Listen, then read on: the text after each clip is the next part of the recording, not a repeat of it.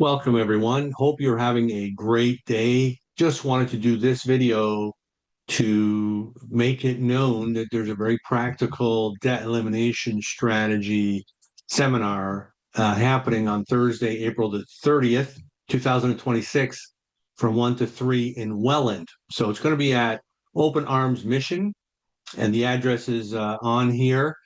And so basically, traditionally, when I do this particular workshop, I call it getting out of debt and staying out of debt. That's in keeping with one of the chapters in my book.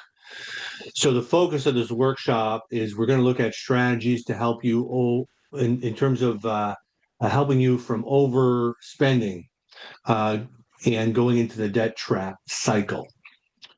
So when someone is in the debt trap cycle, then we're going to look at strategies to help them get out of debt, get out of this debt trap.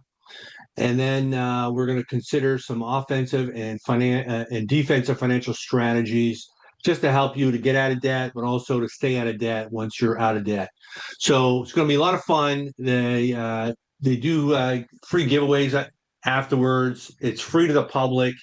You do not have to register. You can just show up. The address is down below. And just want to share that with you.